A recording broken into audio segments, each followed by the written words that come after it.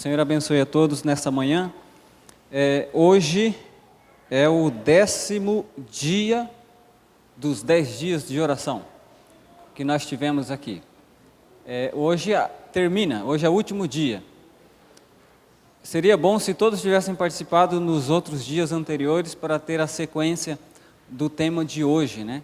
Seria bom, mas tudo bem, o Senhor vai nos abençoar. Sejam bem-vindos todos os nossos amigos que estão nos visitando aqui.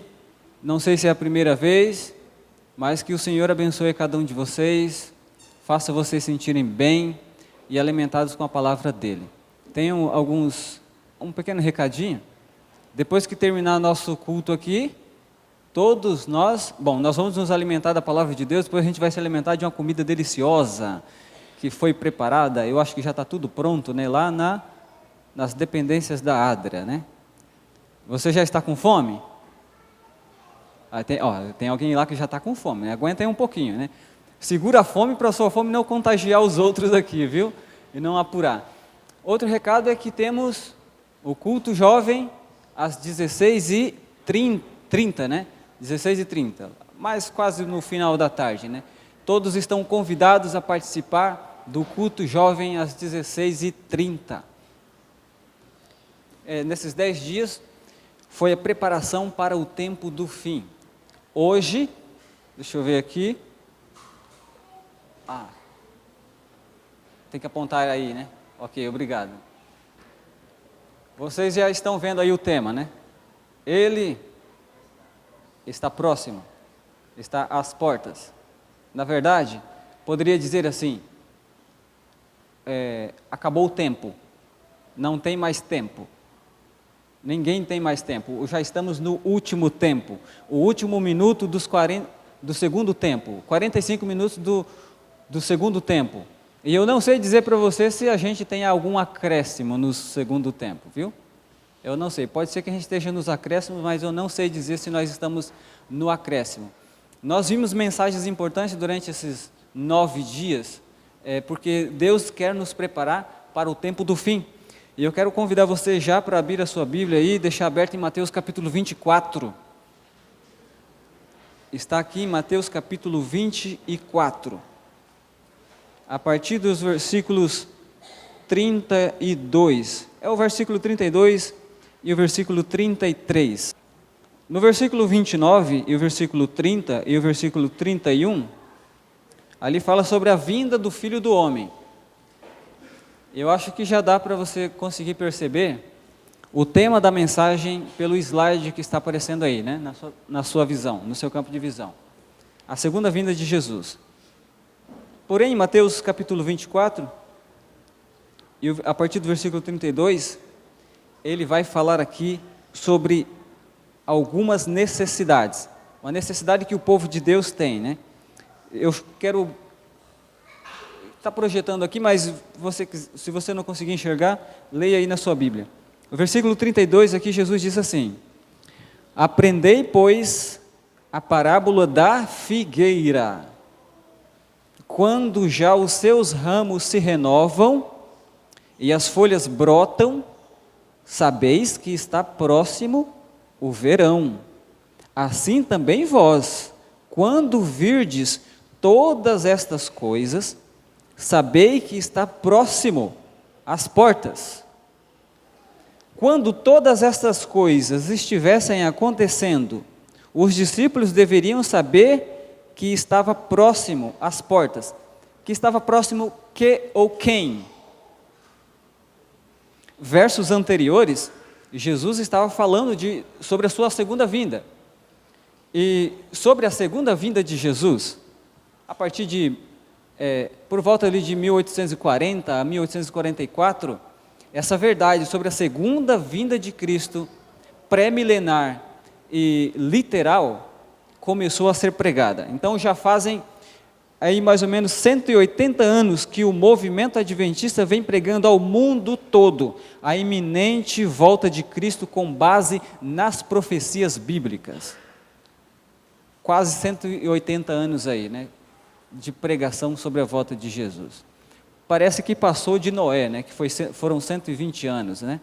O tempo já está sendo de mais misericórdia para nós do que para eles. Então Jesus deixou bem claro aqui, que antes de sua segunda vinda, sinais seriam vistos no mundo, e esses sinais estariam indicando a proximidade da sua segunda vinda. Então, se são sinais, eles servem para chamar atenção ou para marcar um tempo. A segunda vinda pré-milenar de Cristo, a segunda vinda de Cristo antes de começar o milênio, a segunda vinda de Cristo literal, pessoal, visível e universal, é uma crença bíblica fundamental dos adventistas do sétimo dia. E está no nome, Adventistas do sétimo dia. Adventistas porque creem no advento do Senhor, a segunda vinda de Jesus. Não só crê, como também prega a segunda vinda do Senhor. Então, muitas pessoas hoje, e líderes da igreja, parecem estar bem apercebidos quanto aos acontecimentos atuais e as rápidas mudanças em todos os setores do mundo, e reconhece que a vinda do Senhor como estando próxima. Muitos estão reconhecendo isso.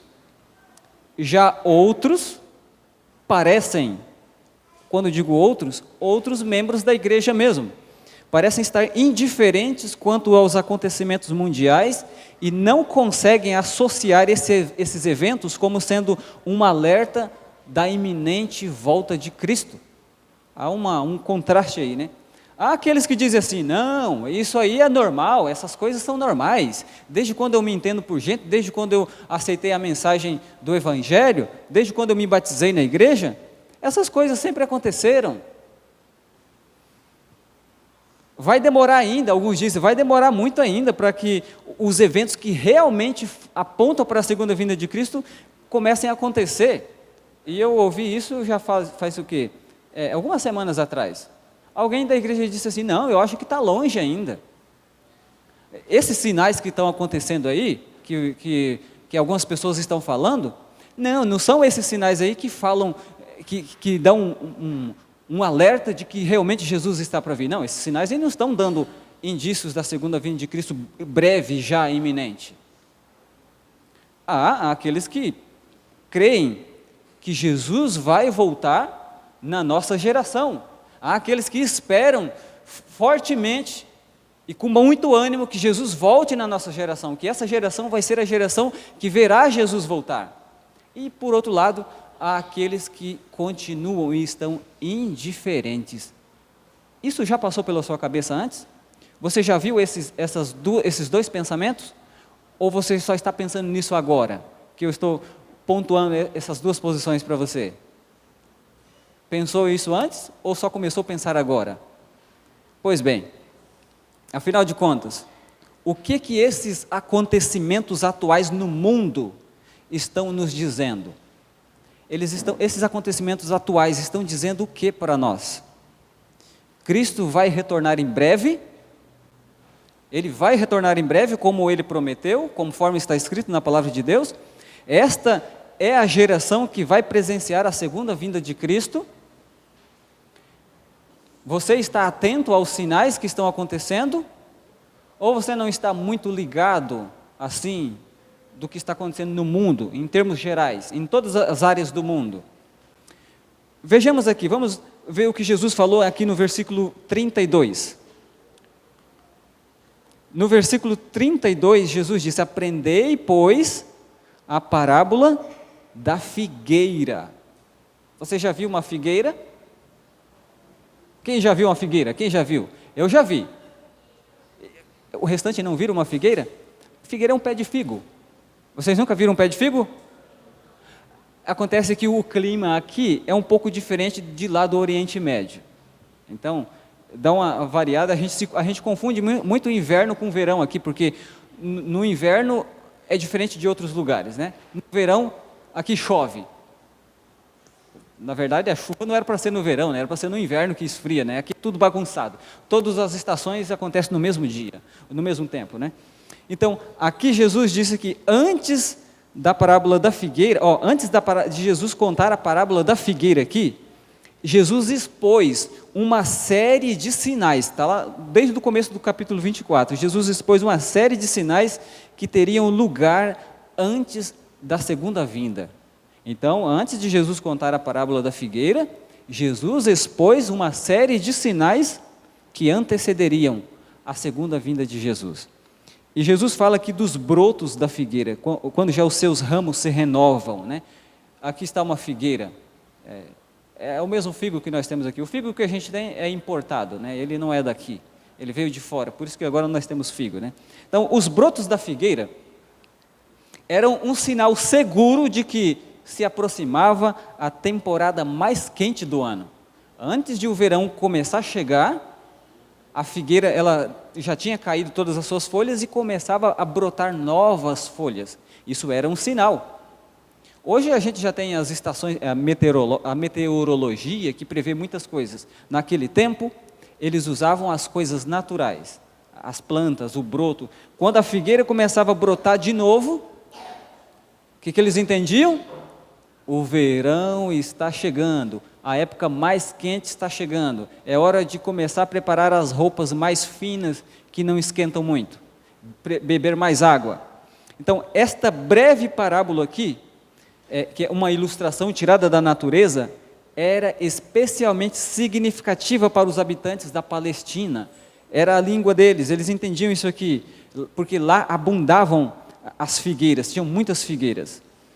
Então, assim como os brotos novos das figueiras indicam a proximidade do verão na Palestina, da mesma forma, os sinais do tempo, Jesus diz, devem chamar a atenção de todo mundo. E nós estamos vivendo no tempo em que os sinais estão acontecendo, assim como os brotos da figueira se renovavam. Então, além de nos chamar a atenção, esses sinais dos tempos devem nos ensinar uma lição objetiva, uma lição com significado de como estaria a situação do mundo antes da segunda vinda de Cristo. Então Jesus tratou de deixar isso muito bem claro, para que quando chegasse o tempo do fim, ninguém ficasse sem saber que já era o tempo do fim, para todo mundo se situar no tempo profético. Então nós não podemos prever o futuro, nós não temos essa capacidade de saber o que vai acontecer amanhã, o que vai acontecer depois. Isso está vedado para cada um de nós. E foi por isso que Jesus simplificou a parábola da figueira, na parábola da figueira, que pelos eventos e acontecimentos do mundo, nos é possível saber que a vinda de Jesus Cristo está próxima. E por isso, nós podemos nos preparar para todas essas coisas. Jesus nos ensinando uma lição simples e objetiva da natureza, e quando essas coisas acontecerem, poderíamos estar preparados. E o verso 33, ou melhor, o verso 34, Jesus disse assim, o versículo 33 mesmo.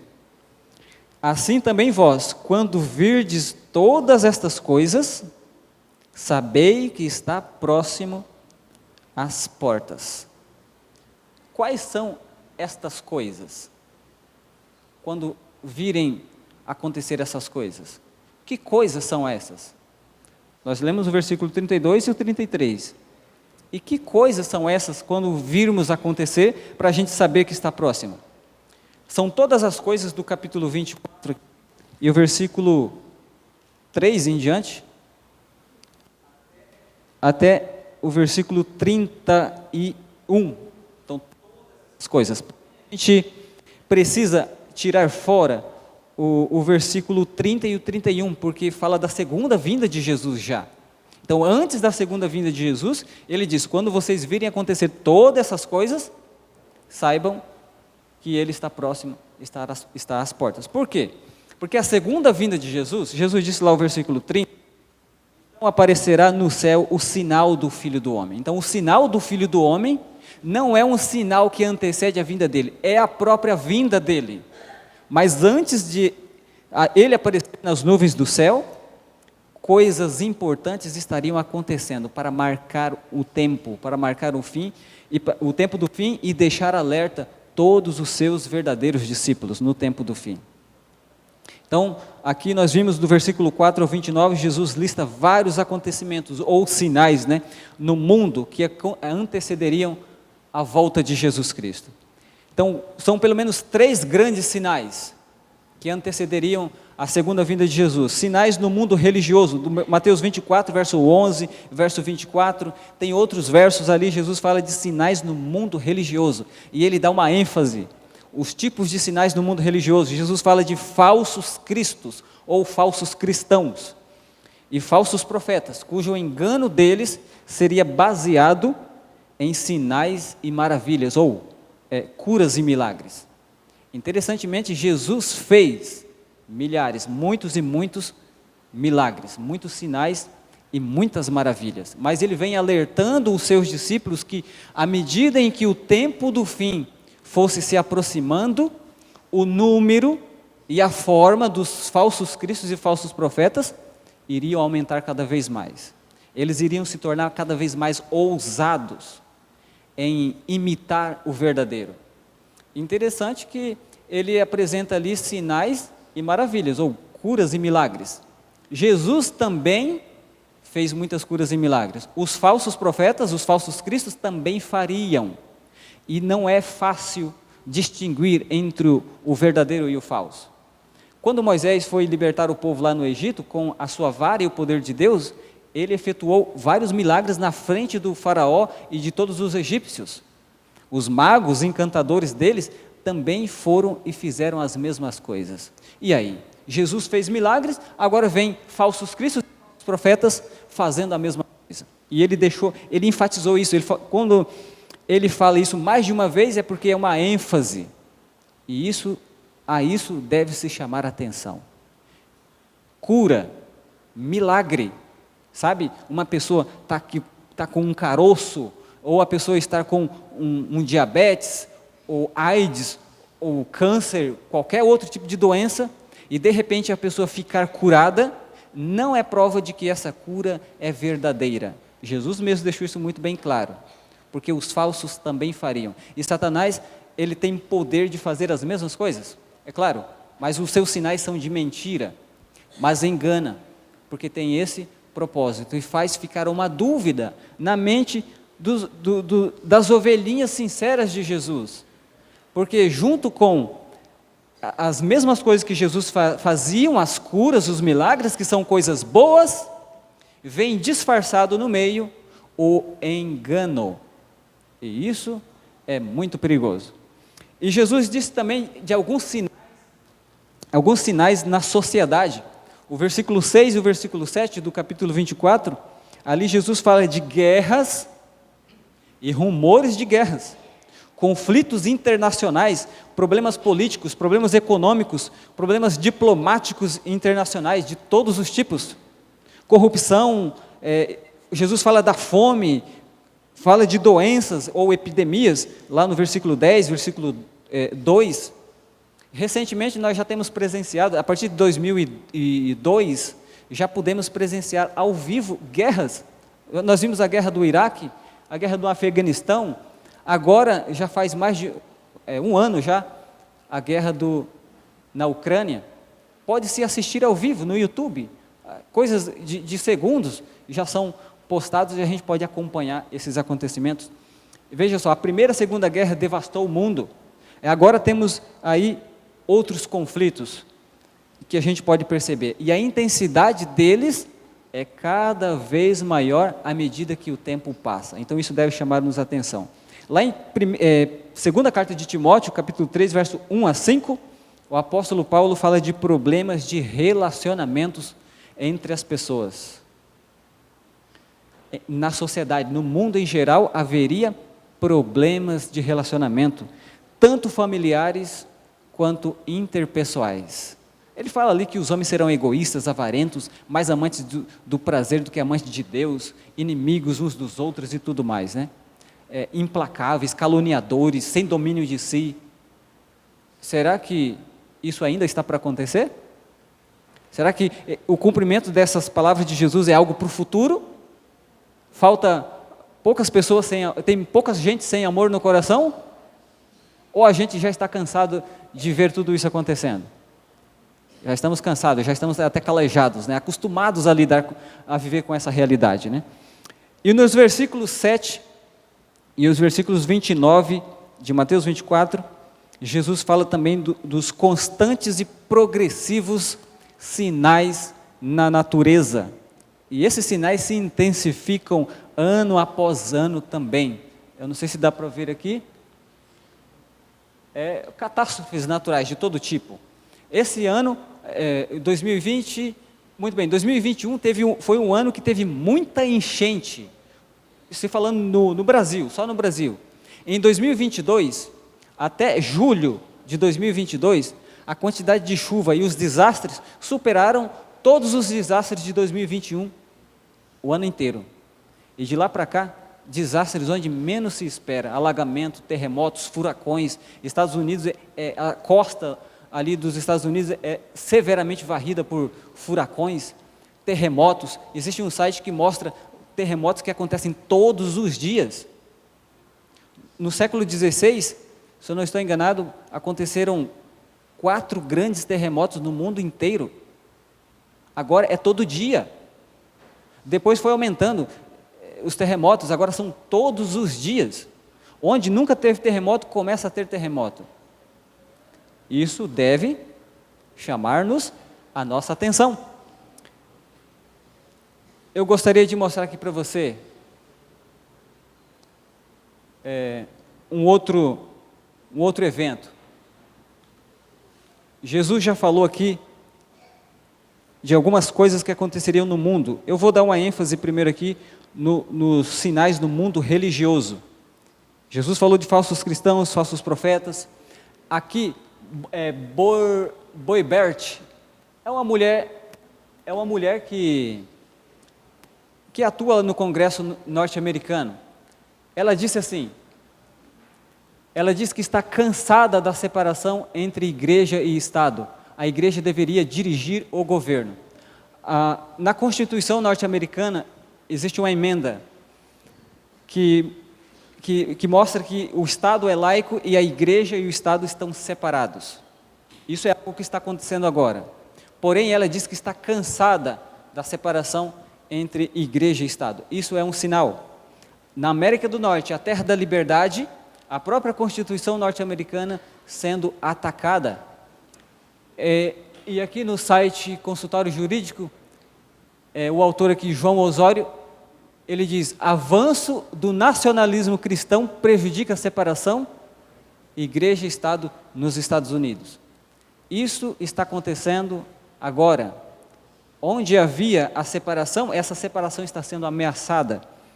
Ela já está caminhando para a inexistência. Quero mostrar aqui mais outro, no mesmo site. Suprema Corte dos Estados Unidos continua destruindo o muro da separação, igreja e Estado.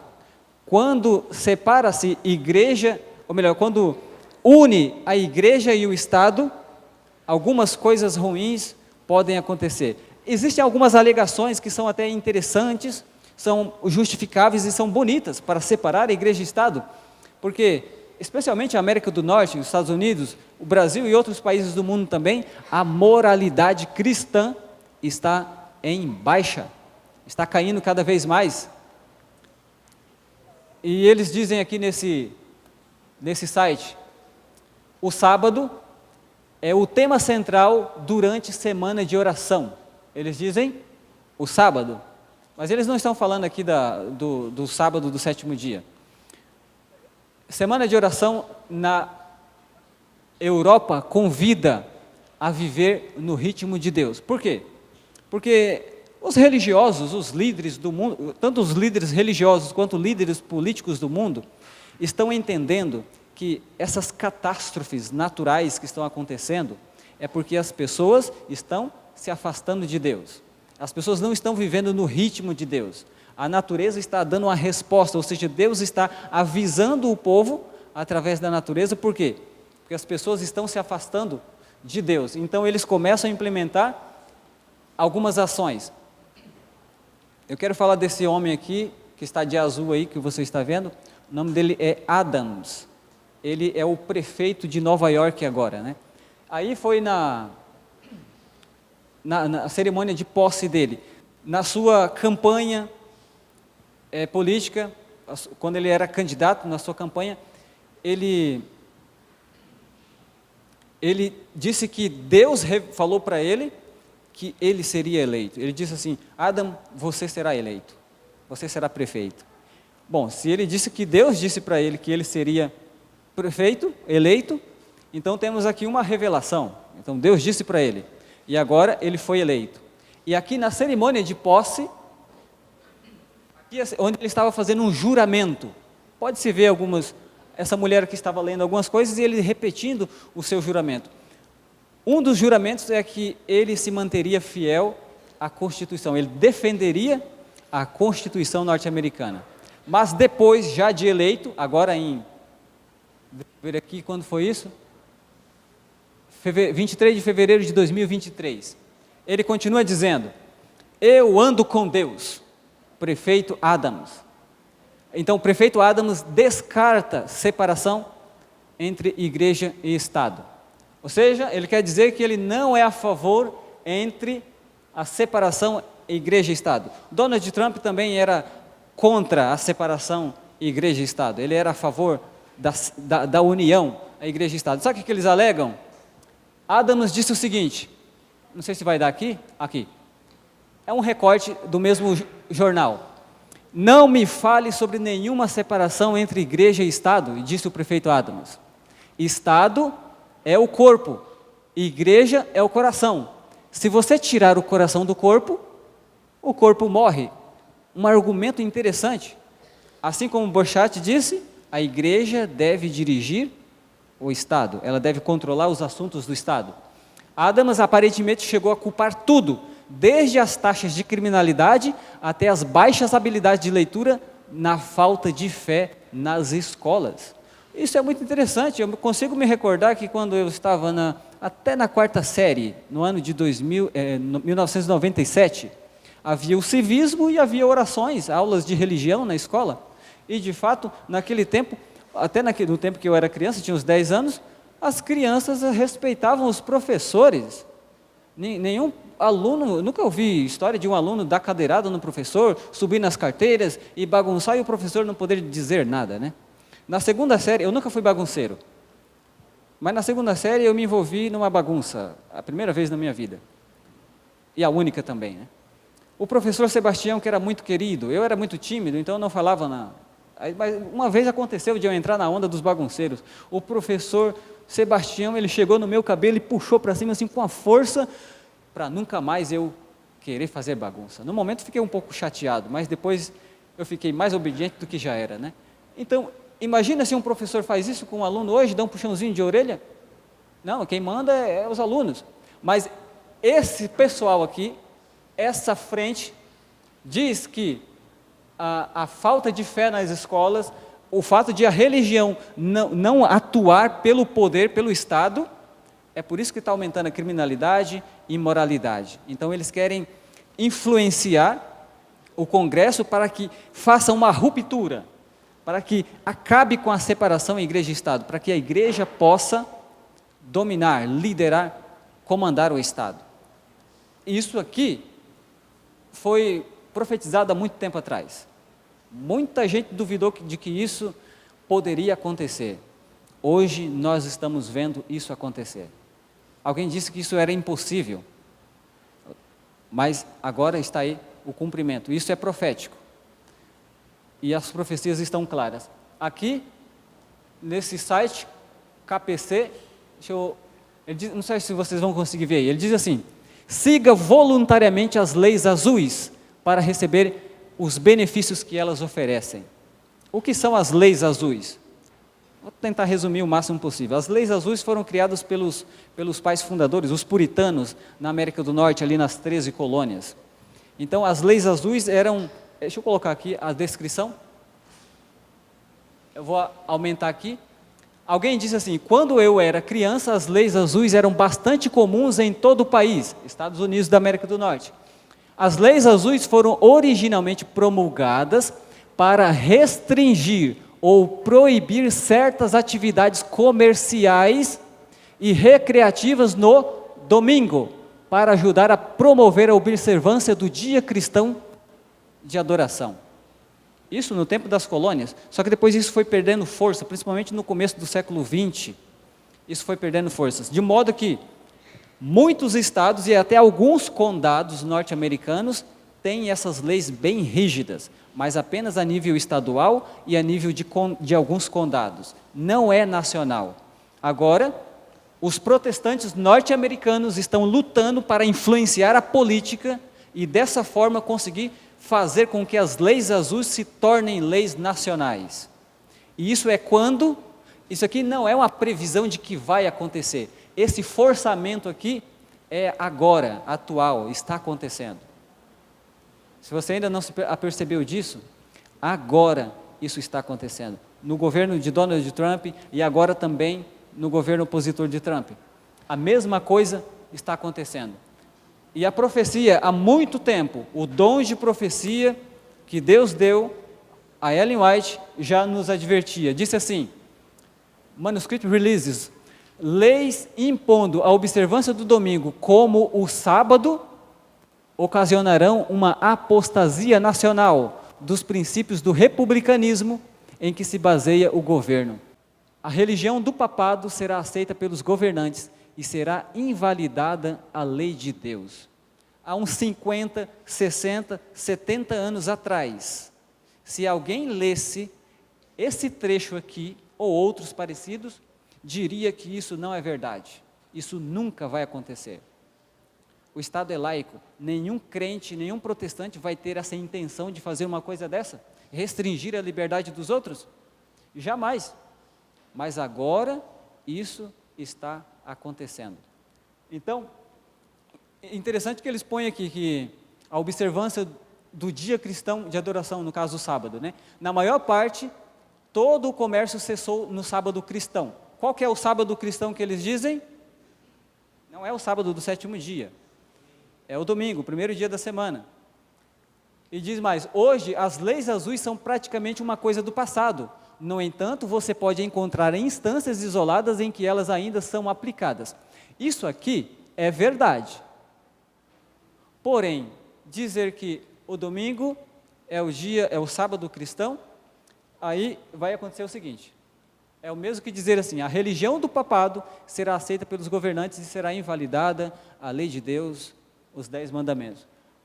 E a profecia, o dom de profecia ainda nos disse, os protestantes lançarão toda a sua influência e poder ao lado do papado, por um ato nacional, impondo o falso sábado, eles darão vida e vigor à corrompida fé de Roma, avivando sua tirania e opressão da consciência. No passado nós ficávamos expectantes, quando será que isso vai acontecer? Agora nós podemos perceber isso acontecendo, nós podemos ver essas coisas acontecendo, nós podemos ouvir as notícias sobre essas coisas, e nós também podemos sentir a mão de Deus guiando a história. Nós podemos sentir a palavra e a profecia bíblica se cumprindo à risca nos nossos dias. E hoje se fala muito sobre esse assunto aí. Domingo climático. Climate Sunday. O domingo climático. Esse foi o tema da COP26, que foi em 2021. O ano passado foi a COP27. Então, o Fórum Econômico Mundial, as Organizações Unidas, e, enfim, todos os líderes mundiais preocupados com o meio ambiente. Então, o que eles fazem? Estão criando alternativas para solucionar os problemas ambientais. E qual é a escolha? Domingo climático, uma preocupação com o meio ambiente. E, de fato, nós temos que nos preocupar com o meio ambiente, porque a Bíblia nos diz que o ser humano, Adão, foi escolhido, colocado como mordomo da obra criada de Deus, da criação de Deus, e tem que cuidar da criação, porque Apocalipse também diz que Deus vai destruir aqueles que destroem a terra. Nós temos que preservar realmente a natureza. Porém, isso aqui vem solapando, sorrateiramente e de maneira sutil, os princípios fundamentais da palavra de Deus, os princípios dos mandamentos de Deus. E sabe o que mais acontece? O Papa Francisco, ele pede que a COP27, que foi o ano passado, tome decisões corajosas pelo clima. Aí você percebe aí, um líder, ele é um líder religioso, pedindo que os líderes políticos tomem uma decisão firme pelo clima. E o que o clima tem a ver com o domingo? O clima é uma questão de responsabilidade, é uma responsabilidade social. Todo mundo é responsável. Mas essa palavra aqui, ó, Sunday, domingo, tem a ver com religião. E tem mais, aqui no site Vatican News, o domingo do clima para uma igreja sempre mais ativa, ou seja, isso vai fazer com que a igreja seja mais ativa. E quando se fala de igreja aqui, não é necessariamente ou somente a igreja católica romana, é a igreja geral, os protestantes também estão envolvidos, isso envolve a igreja geral. No site, a outra leitura do pastor Michelson Borges, ele já pôs, domingo do clima, igrejas tomam dianteira e ecumenismo avança rapidamente. E aqui ele vai falar sobre a iniciativa das igrejas da Grã-Bretanha. A igreja da Grã-Bretanha são as igrejas anglicanas e o catolicismo romano também. Todos juntos pelo mesmo objetivo em comum, para o bem da natureza e o bem das pessoas. Aqui mais. Papa Francisco disse, nesse site CNA, os domingos são uma dádiva de Deus, não os estrague. Aí diz mais aqui, o UOL, Economia, a ONU também adverte que a atual crise alimentar poderá ser uma catástrofe em 2023. Coisas terríveis estão para acontecer ainda. O que nós estamos vendo hoje é apenas a ponta do iceberg. Apenas a ponta do iceberg. Coisas mais terríveis nós veremos. E Jesus disse o seguinte, aprendei, pois, a parábola da figueira. E diz mais, quando virdes todas essas coisas, sabei que o tempo está próximo. Deixa eu ver se eu consegui lembrar aqui. Fome, isso está aumentando cada vez mais. E sem falar também que os Emirados Árabes Unidos, e outros países árabes, também já adotaram desde janeiro de 2022 o descanso dominical. Já adotaram. E as igrejas norte-americanas querem dominar o Estado e trazer de volta as Blue Laws, as leis azuis, como nós já vimos. Existe uma forte aliança europeia pelo domingo. Então, ao mesmo tempo em que todas essas coisas estão acontecendo, há uma indiferença de muitos com relação aos acontecimentos do tempo do fim. A profecia predisse que isso aconteceria. Apocalipse 13, o próprio dom de profecia. Então, muitos adventistas do sétimo dia parecem estar alheios a tudo isso, parecem estar desligados, parecem nem saber das coisas que estão acontecendo no mundo, parece que não conseguem associar os eventos atuais com as profecias de Mateus 24 anunciadas aqui por Jesus. E essas coisas, alguns dizem que são normais, sempre aconteceram, mas nós estamos vendo coisas que nunca aconteceram, acontecendo nos nossos dias. Alguns chegam a dizer que não são essas coisas que nós esperamos acontecer e que demarcam o momento de nós estarmos alertas, infelizmente. Mas sabe por que alguns acreditam que não são essas coisas que prenunciam o fim? Sabe por quê? Você conhece a teoria do sapo, né? Eu não sei onde foi, se foi lá em Conselvão, em outro lugar, uma mulher, sim, foi em Conselvão. Uma mulher que cresceu em Rondônia, na época que era tudo mato ainda, viveu na área rural, no sítio, não tinha muito contato com as pessoas, e a família mudou para Vitória, no Espírito Santo. Lá em Vitória, no Espírito Santo, capital, morou num bairro bem humilde ali de periferia, onde a droga rolava solta, tráfico, gente matando gente. Quando pela primeira vez ela viu uma pessoa ser assassinada na sua frente, ela entrou em pânico. Ela saiu correndo para casa dizendo, quero ir embora daqui desse lugar, não quero mais ficar aqui, isso é horrível. Ela entrou em pânico e ficou em estado de choque. Imagina, se cada um de nós fôssemos morar num lugar assim, onde nós não estamos acostumados, com certeza, à primeira vista, a gente iria ficar horrorizado com as coisas. A gente ia ficar agoniado com aquela situação e querer ir embora dali. porque a gente não está acostumado com isso. Agora imagine uma pessoa que nasce no meio do tráfico, ela mora aqui numa rua, ali na esquina é uma boca de fumo, ali faz-se os tráficos, ela nasce de pequenininha, bebezinha assim, e cresce naquilo ali.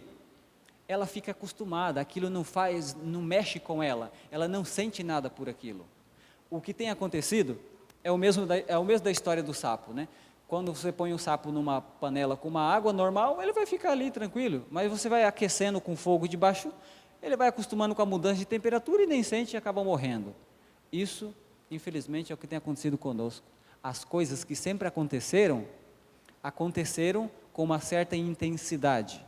Algumas profecias bíblicas foram aumentando a sua intensidade no seu cumprimento e foi trazendo uma certa sensação de confiança, conforto para nós. Nós não percebemos muitas vezes o avanço dos acontecimentos proféticos. Jesus contou essa parábola aqui para nos ensinar a necessidade de estarmos preparados. Os versos 32 e 33 ficam entre os sinais pré-advento e as posteriores parábolas sobre a necessidade de estar sempre alertas. Porém aqui, mais do que isso, estar sempre preparados. O capítulo 25 conta a parábola das 10 virgens, a parábola dos talentos, sobre o grande julgamento. E o objetivo dessas parábolas é nos ajudar a manter-nos alertas, preparados o tempo todo. Então nós temos que estar preparados tanto para a segunda vinda de Jesus, como também para cada situação que ocorrer no mundo antes da sua segunda vinda. Temos de estar preparados. Então, diante de uma catástrofe natural, uma enchente, um alagamento, um furacão, um terremoto, seja lá qual for, quem somos nós diante de uma catástrofe? E como a nossa fé serão vistas? Seja aqui, alguém passando algum tipo de necessidade, diante de tamanhas falsidades religiosas que acontecem no mundo, quem somos nós com tantos privilégios e luzes espirituais? Quem somos nós? Nós vamos dar o sonido certo, a trombeta, com a voz do terceiro anjo, de Apocalipse 14, vamos dar o sonido certo, diante de tantas incertezas, diante de tantos dramas que acontecem na vida das pessoas, infelicidades, doenças, mortes, nós vamos transmitir a nossa esperança que temos na palavra de Deus? Como nós vamos mostrar ao mundo e às pessoas que estão perto de nós uma alternativa de uma vida melhor, com sentido à existência? Eis a questão, nós estamos à beira de uma possível terceira guerra mundial, e se a terceira guerra mundial surge e estoura, quem seremos nós? As duas Coreias já começaram a se estranhar de novo, esses dias. Estados Unidos e China se estranharam no caso de Taiwan. Guerras e rumores de guerra é o que Jesus disse que aconteceria. A China promete dar reforço bélico, armamento para a Rússia. E Rússia ameaça os Estados Unidos o tempo todo, constantemente. E se surge uma terceira guerra mundial, quem seremos nós, como discípulos de Cristo?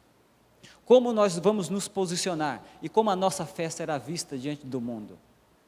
É para estarmos preparados que Jesus nos chama. Então, como que nós devemos nos preparar? Um aspecto de como nós devemos nos preparar é consagração. Essa é uma palavra-chave. É consagração. É estar preparado, nos converter cada dia a Deus como objetivo da nossa vida. Consagração e conversão todos os dias. A conversão é algo que a gente deve experimentar todos os dias. E no livro Eventos Finais, deixa eu ver se é aqui. É aqui também. Ela diz: Satanás está trabalhando na atmosfera. Satanás envenena a atmosfera, e aí dependemos de Deus quanto à vida. Nossa vida presente, nossa vida agora e a nossa vida eterna. E estando na posição em que nos encontramos, importa estarmos inteiramente alerta, totalmente devotados, de todo convertidos e consagrados a Deus. Mas parece que nos achamos como paralisados. Deus do céu, desperta-nos. Deus quer que a gente seja desperto da nossa posição, do nosso sono espiritual. Agora, Deus está nos chamando para estarmos sempre alerta o tempo todo. Está nos dando tempo para nos convertermos a Ele verdadeiramente.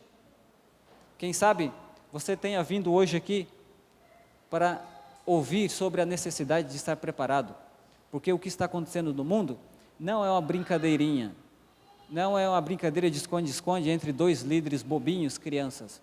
As forças do mal estão atuando. Outro aspecto da preparação também envolve refletir a semelhança com Cristo. Aqui nesse livro, Eventos Finais, página 39, a serva do Senhor nos adverte dizendo: Cristo aguarda com fremente desejo a manifestação de si mesmo em sua igreja. Quando o caráter de Cristo se reproduzir perfeitamente em seu povo, então virá para reclamá-los como seus. É isso que o Senhor está esperando. Está mais do que na hora de buscar com fervor e intensidade o batismo com o Espírito Santo no poder da chuva serôdia. É disso que nós precisamos, para que uma obra de reforma, reavivamento e reforma se efetue na nossa vida, para que o Senhor possa fazer por nós e através de nós aquilo que Ele deseja, mostrar ao mundo quem realmente é o Senhor, mostrar e restaurar todas as verdades da sua palavra. Então, quando nós formos revestidos pelo poder do Espírito Santo, na forma da chuva serôdia, nós teremos poder tanto para pregar o Evangelho ao mundo inteiro com poder, quanto também para vencer o pecado em todas as suas formas em nossa vida. É isso que o Senhor quer fazer por nós e através de nós. Então, amigos e irmãos, não é tempo mais de nós acharmos que os eventos finais e o estabelecimento de leis dominicais, com os seus boicotes e sanções por causa das calamidades, estejam para um futuro distante. Elas estão acontecendo agora, debaixo dos nossos narizes. As promulgações, os esboços dessas leis estão acontecendo agora. No livro Testemunhos Seletos, página 280, a serva do Senhor diz: grandes mudanças estão prestes a operar-se no mundo, e os acontecimentos finais serão rápidos, e não vai demorar. À medida que eles forem acontecendo, serão rápido. Agora é a hora de nós acordarmos. Deus está permitindo calamidades em terra e céu e mar para chamar a nossa atenção. Nós podemos despertar agora e para poder receber o Espírito Santo no poder da chuva serôdia, ou nós podemos despertar quando já não der mais tempo, quando for tarde demais. E você vai despertar quando? Você vai despertar agora ou despertar depois, quando já você não puder fazer mais nada? Qual é a sua decisão? Talvez eu esteja falando para alguém que precisa da força de Deus, precisa do poder de Deus para estar alerta. Talvez eu esteja falando para alguém que está aí, nos assistindo nas redes sociais também. Já é tempo de despertar. Não é tempo de achar que ainda teremos garantia de tempos para poder decidir num futuro mais para frente. Agora é o tempo. Deus está apelando para cada um de nós aqui, para você também que está assistindo aí. Deus está apelando para que a gente atenda o seu chamado, o chamado de Deus para esse tempo, que é o último tempo de graça, para nós sermos mais ativos na proclamação das 3 mensagens angélicas de Apocalipse 14, versos 6 a 12. Por quê? Porque Apocalipse 14, versos 6 a 12, é a mensagem de Deus para o mundo nesse tempo, para todos. Essa é a mensagem. Deus mesmo é quem está ansioso para nos conceder o seu Espírito Santo. Deus mesmo é quem está ansioso para nos dar o Espírito Santo para poder vencer toda a tendência pecaminosa e também poder para anunciar a última mensagem de advertência para esse mundo. E essa última mensagem, as 3 mensagens angélicas de Apocalipse 14, versos 6 a 12, é a última mensagem de esperança para esse mundo. Não há outra mensagem, para esse tempo é essa mensagem. Você, meu irmão, você, meu amigo, quer estar preparado para os últimos eventos e para a volta de Jesus? Você quer estar preparado? Então faça hoje, agora mesmo, o compromisso de reconsagrar a sua vida ao Senhor Jesus Cristo. Faça um exame profundo da sua consciência e converta-se completamente ao Senhor, porque Ele está dando, quem sabe, para alguns, a última chance para isso. Você sabe se amanhã você vai ter uma chance de tomar essa decisão? Você não sabe. Essa pode ser a última chance de você abrir o seu coração, deixar que o Espírito Santo converta o seu coração e você seja humilde e estude a palavra de Deus com mais profundidade e com mais compromisso. Nós vamos cantar já já o hino Não Desistir. Mas antes eu quero fazer um apelo para aqueles que reconhecem que precisam do poder de Deus para poder encarar os desafios espirituais. Se você sente essa necessidade que precisa do poder de Deus, que você fique em pé. Demonstre isso ficando em pé. Porque Deus é quem te dá o desafio de decidir hoje se comprometer e ficar ao lado da palavra de Deus, ao lado da sua verdade. Cantemos o hino Não Desistir. Pode colocar o hino Não Desistir aí do inário e nós vamos cantar. Que o Senhor ajude a cada um de vocês. Estudem com mais afinco a palavra de Deus.